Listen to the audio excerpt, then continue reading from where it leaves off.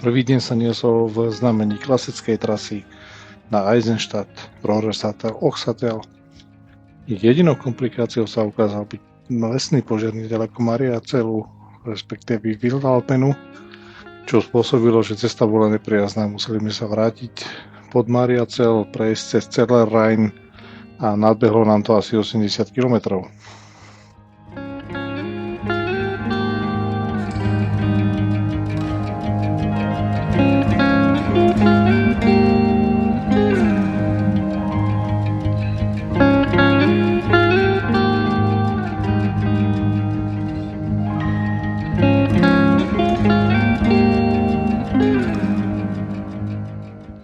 Nakoniec sme sa v neskorších hodinách večerných dostali do obce Bad Eisenkapel, do vopred rezervovaného penziónu Gasthof Podobník, ktorý sa nakoniec ukázal ako relatívne slušná voľba za primeranú cenu so slušnými raňajkami.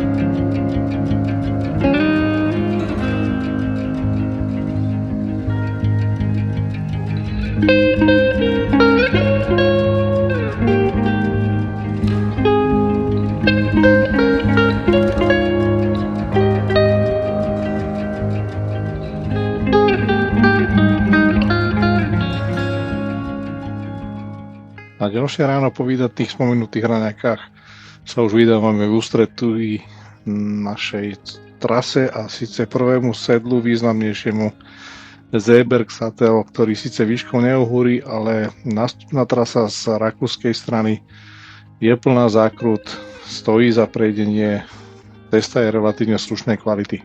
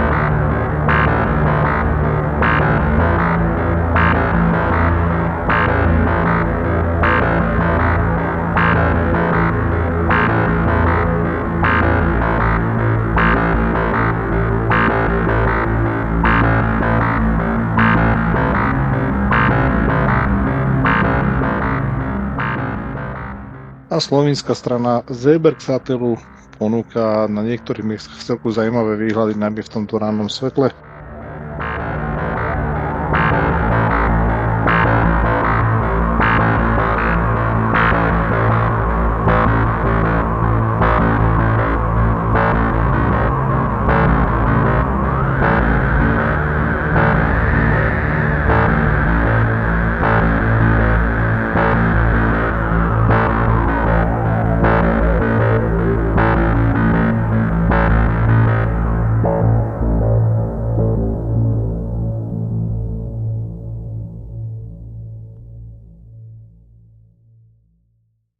Tentokrát sme si dopriali aj malú odbočku k Planšarskému jazeru, ktoré nie je veľmi veľké rozlohou, ale je zaujímavé, oplatí sa navštíviť, spraviť si krátku pauzu.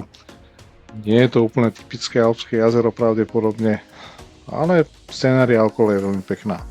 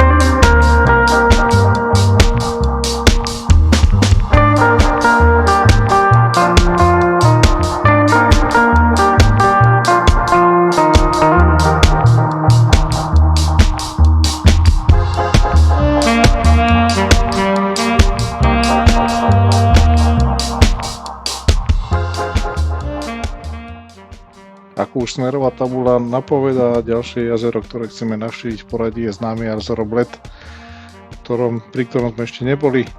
Tak uvidíme, čo nás tam čaká.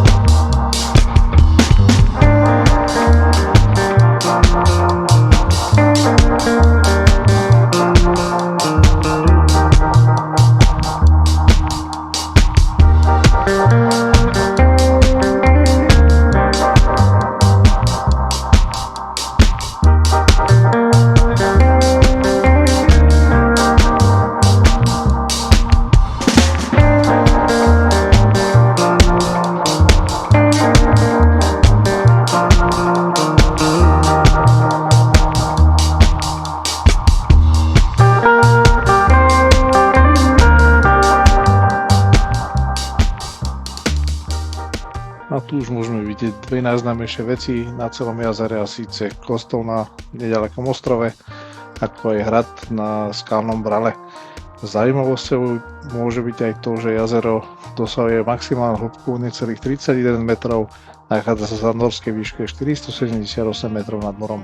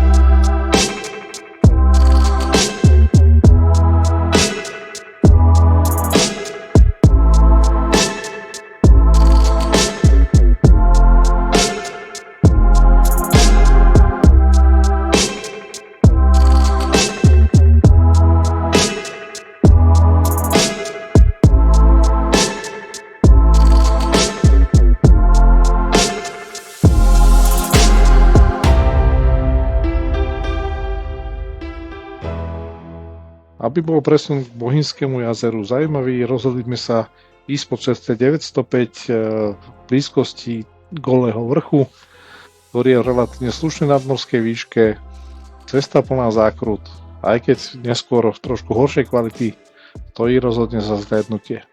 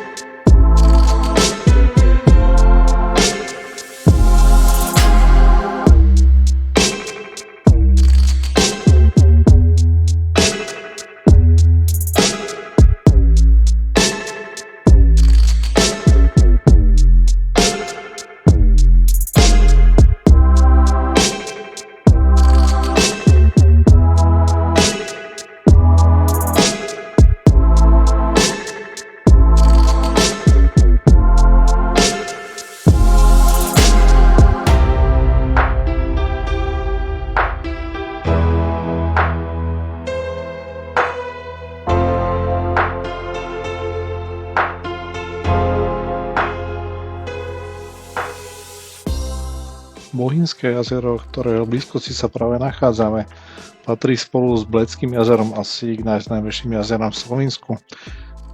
Bohynské jazero je o niečo hlbšie, maximálna hĺbka vraj až 45 metrov, nachádza sa vo vyššej nadmorskej výške približne 525 metrov nad morom.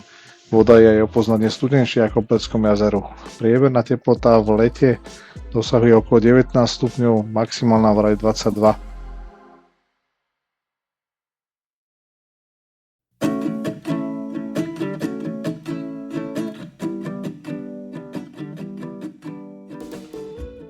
Od Bohinského jazera sme sa cestou cez Bohinské sedlo v nadmorskej výške 1277 metrov nad morom postupne dostali až do Novej Gorice a následne prešli do Talianska, do Gorície, kde sa nám podarilo rezervovať ubytovanie zo slušných podmienok. Síce domáca najprv o nás vôbec nevedela, ale nakoniec sa to nejako vyriešilo.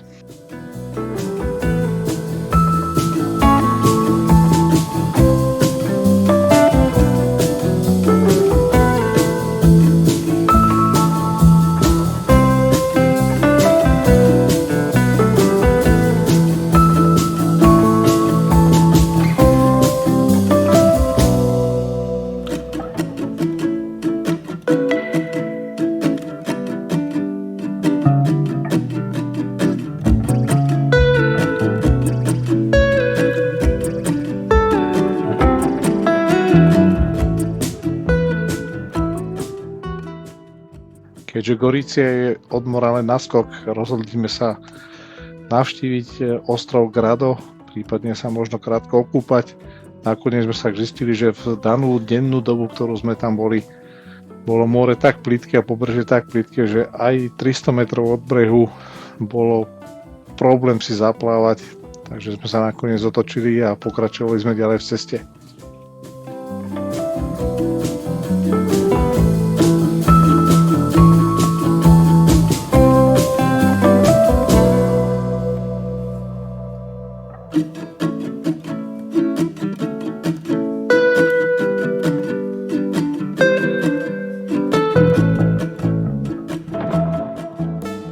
Ostrova Grado sme ďalej pokračovali relatívne nudným presunom cez Portogruaro Coneglians k južnej strane Passo San Boldo, ktoré bolo dnešným ďalším cieľom.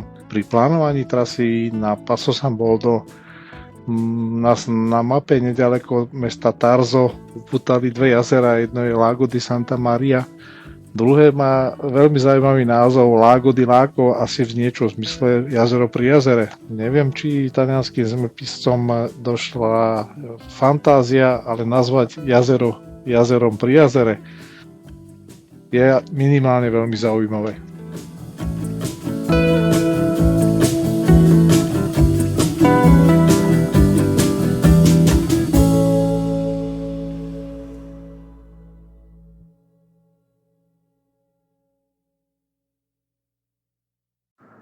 Samotné Passo San Boldo neohorí svojou nadmorskou výškou 705 alebo 706 metrov nad morom podľa toho, v ktorej mape to hľadáte, ale zaujme jeho prevedenie. Tá cesta obsahuje niekoľko veľmi úzkých tunelov, čo by samo o sebe možno nebolo až také dramatické.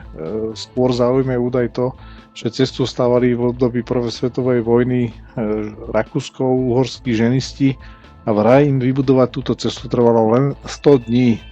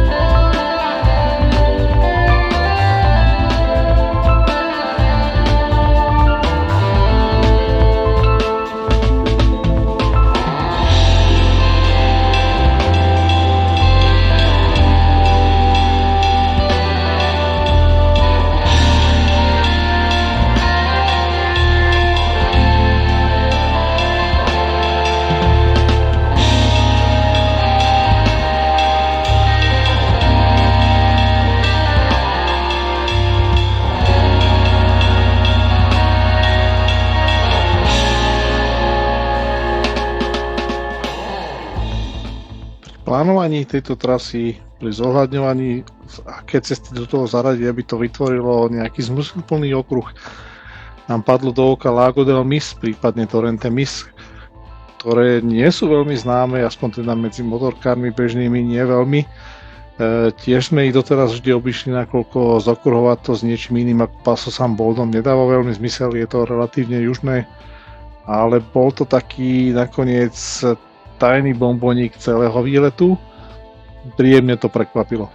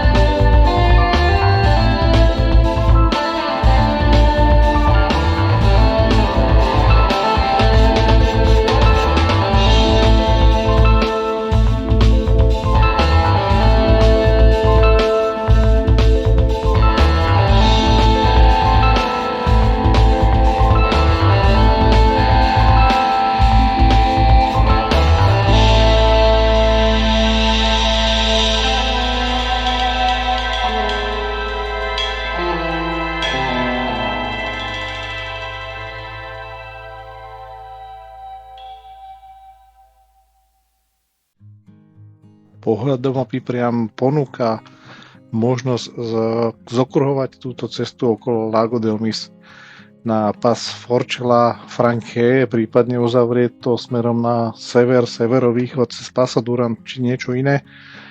Ale to, čo nasledovalo po prejdení okolia jazera, nám mierne vyrazilo dých, veď posúďte sami.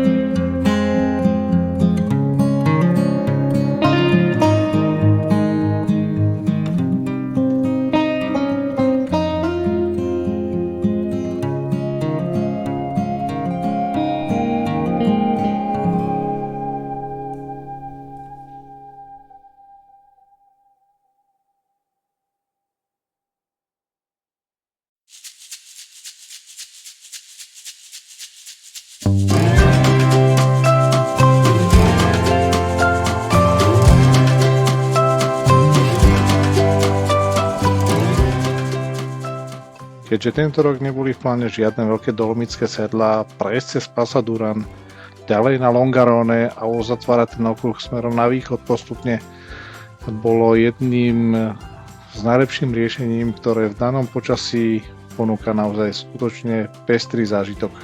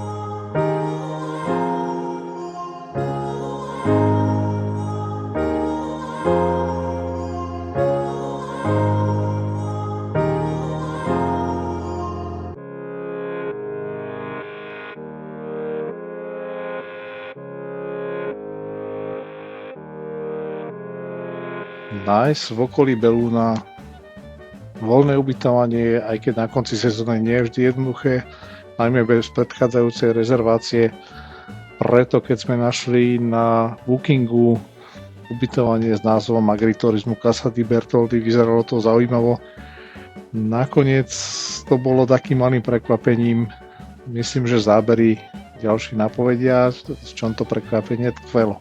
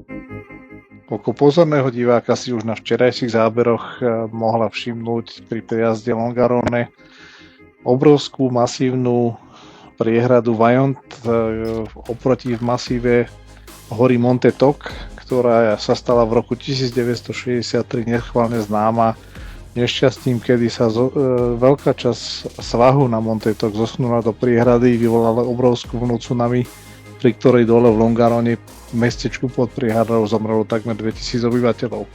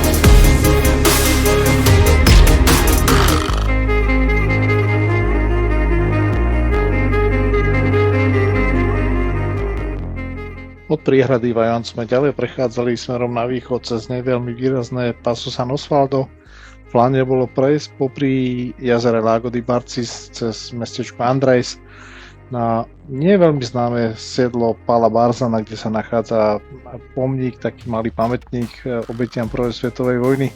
Bohužiaľ však cesta je kúsok za mestečkom Andrés uzatvorená, pravdepodobne už dlhšiu dobu, nenašli sme o tom žiadne bližšie informácie, tak sme to museli obísť južne cez tunel a cez mesto Maniago, aby sme sa dostali do Pofabra a mohli pokračovať v okolí známeho jazera Lago di Tramonti smerom na cieľ ďalší dnešného dňa, a síce Forcella Monterest. Je veľmi významné sedlo, alebo nie veľmi známe takisto.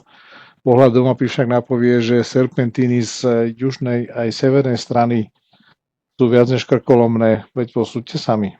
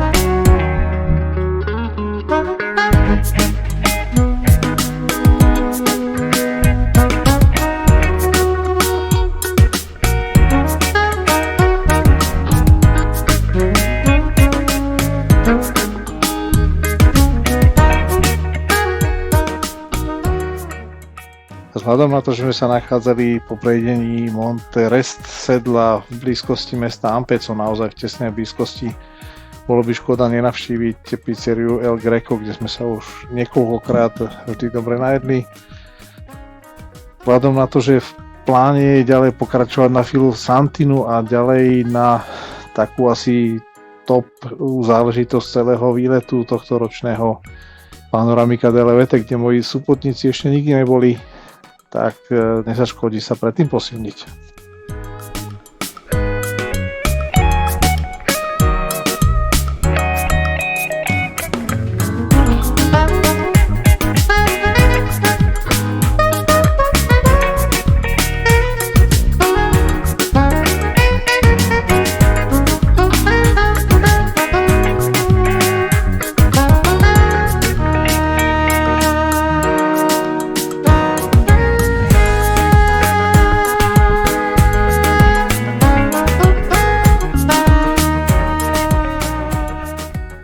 Postupne sme sa cez Ovárov dostali do blízkosti malého mestečka alebo skôr horskej dedinky Tualis, čo je nástupným bodom na panoramiku de la Vete zo západnej strany. Po neplánovanej skratke podľa GPS malej dedinke Nojareto, ktorá bola extrémne strmá, extrémne úzká, sme sa nakoniec úspešne dostali na začiatok panoramiky de la Vete.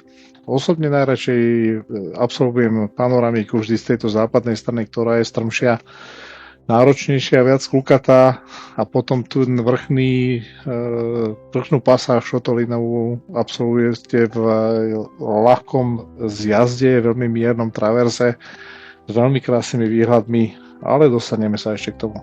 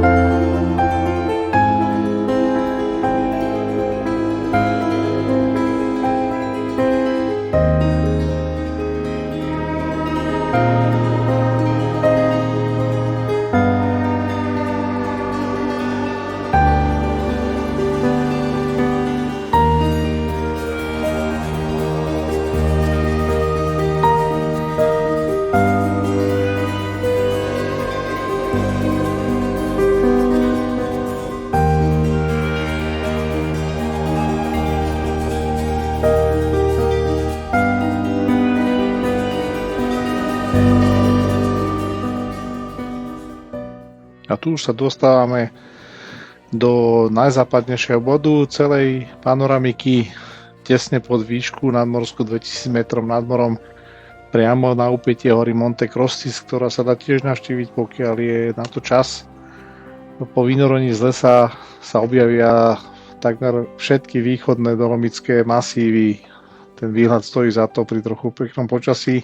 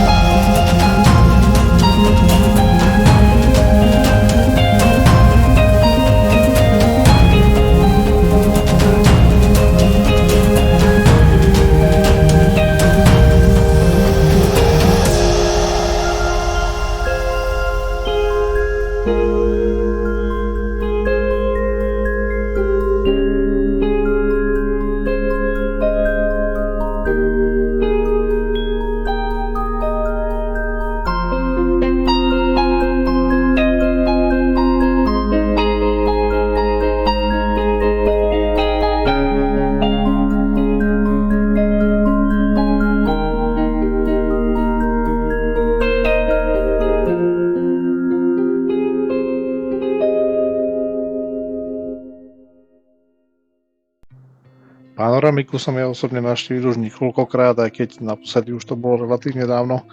Zaujímavé tento rok bolo, že takmer žiadnej zo studničiek alebo z prameňov vytekajúcich z úpetia hory tentokrát nebola žiadna voda, až na konci panoramiky v fontáne, alebo ono sa to volá, že fontána Valseka, vytekal malý pramienek čistej pramenitej vody.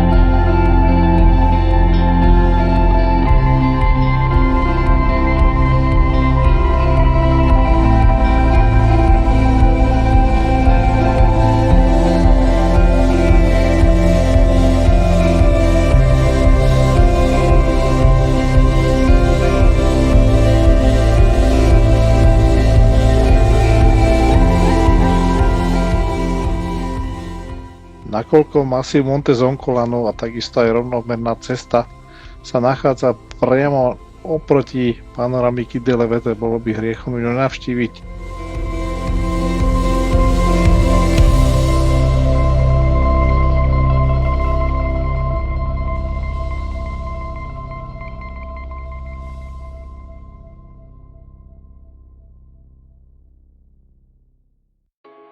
V minulosti boli highlightom na tejto ceste alebo takým veľmi zaujímavým miestom záver stúpania od mesta Ovaro, respektíve Liaris, kde nasledujú 3 za sebou úzke tunely, ktorých podlaha alebo teda spodná časť nebola vybetonovaná, bola len blatom. Vzhľadom na to, že Monte Zoncolan sa pravidelne v posledných rokoch používa, alebo aj v minulosti používal ako jedna z etáp pre cyklistických pretekov Giro Italia. V roku 2007 tieto tunely boli zrekonštruované, takisto ako celé stúpanie. Bolo tam osvetlenie, podlaha už je vybetonovaná, takže to trošičku ubralo na tej dobrodružnosti, ale aj tak je to vždy zážitok.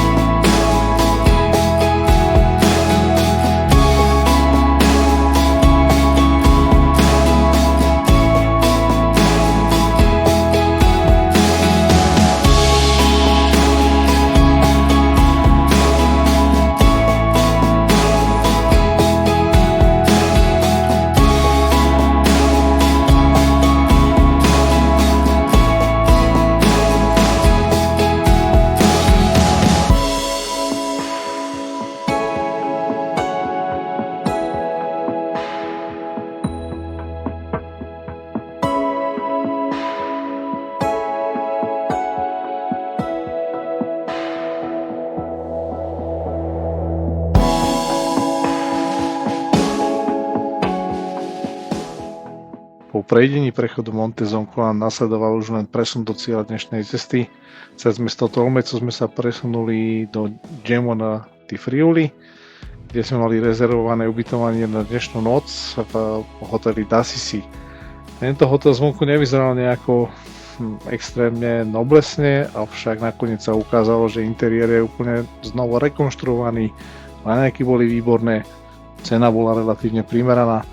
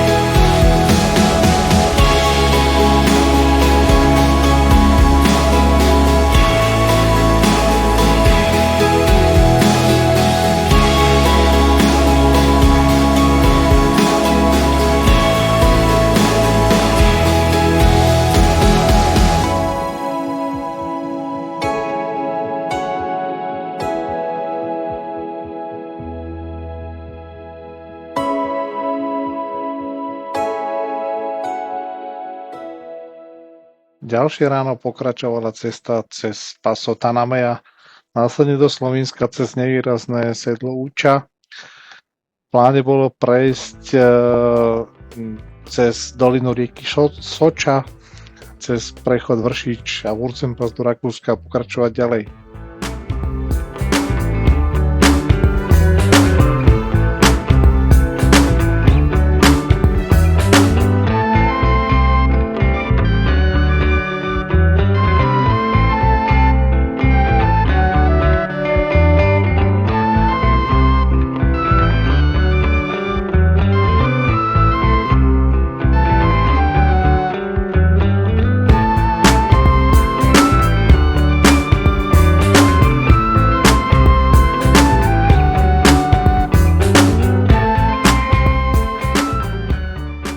Pri nástupe na prechod Vršič sme sa rozhodli spraviť si krátku prestávku pri pramení rieky Soča.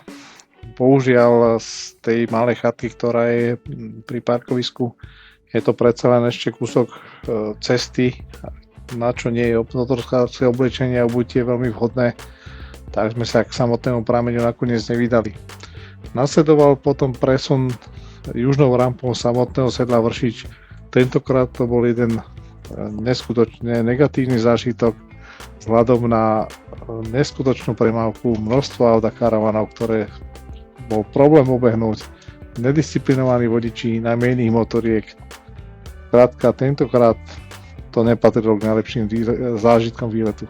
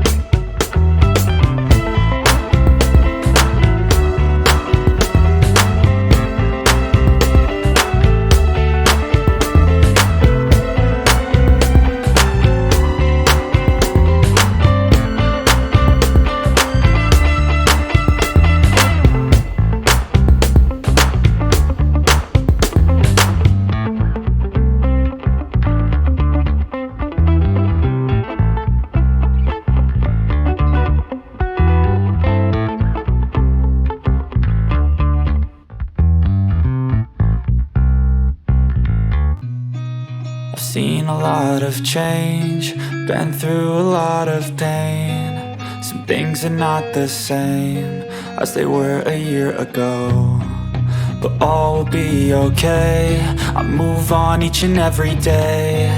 The past is where it stays, way back a year ago. I've changed for the better this time. I thought I would never be fine. I strive just to say I'm alright, and for the first time in a long time I'm alright. I've seen a lot of change, been through a lot of pain. Some things are not the same as they were a year ago, but all will be okay. I move on each and every day. The past is where it stays, way back a year ago.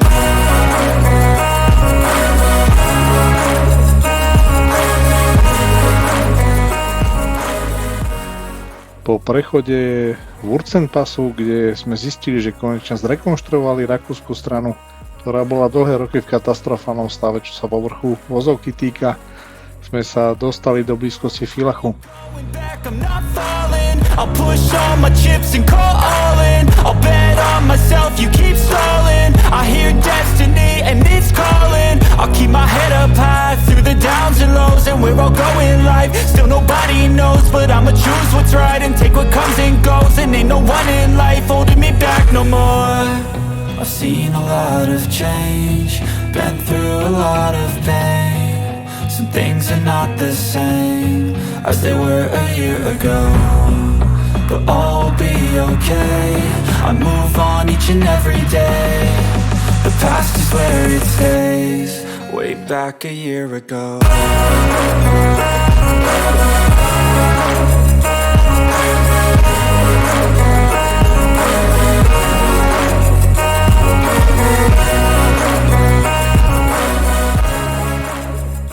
Keďže cesta nám ubiehala podľa plánu ešte dokonca s určitou časovou rezervou, bolo by hriechom nenavštíviť aj známu Villacher Alpenstraße, ktorá vedie na úpätie hory Dobrač, takmer 17 km horskej platenej cesty, ktorá je udržiavaná vo veľmi slušnom stave. Dá sa tu veľmi pekne zajazdiť, aj keď je tam rýchlosť limitovaná, oficiálne myslím na 70 km za hodinu. Je to vo väčšine prípadov viac než doznať slušný a dokonalý zážitok. Je tam množstvo výhliadkových bodov na vrchu, na parkovisku veľkom, odkiaľ začínajú turistické trasy, sa dá v horskej chate veľmi slušne nájsť.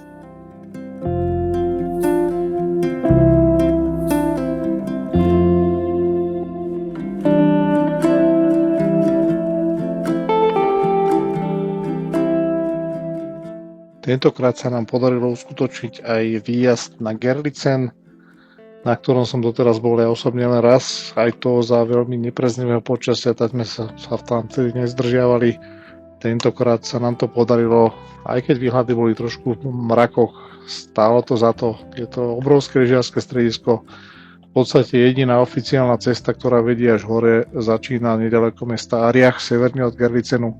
Je mu ešte ďalších dvoch alebo troch, ktorými sa však nedá dostať až na samý vrchol Gerlitsenu, ktorý je vo výške 1909 podľa map, na samotnom lyžiarskom stredisku je 1911.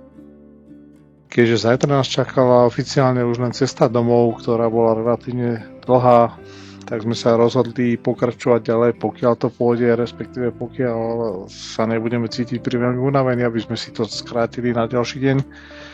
Dostali sme sa až do malého mesta Gurk, kde sa nám podarilo neplánovane rezervovať izbu v štvorhviezdičkovom hoteli, ktorý sa nachádza v kláštore.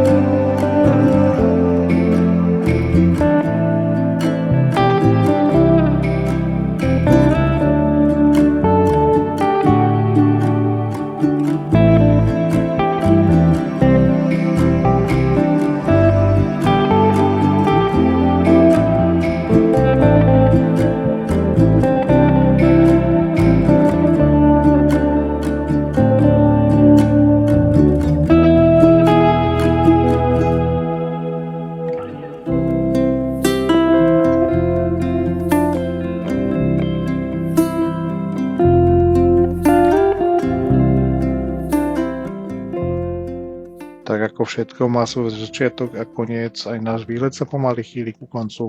Je pred nami posledný deň. Je dobre sa posilniť ráno, čaká nás relatívne dlhá cesta domov.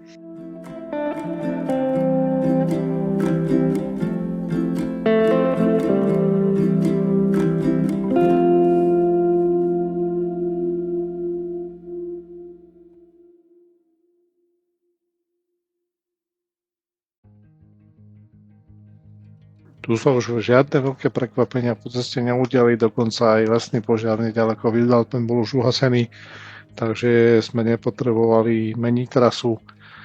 Na obed sme sa zastavili v známom penzióne Gruber.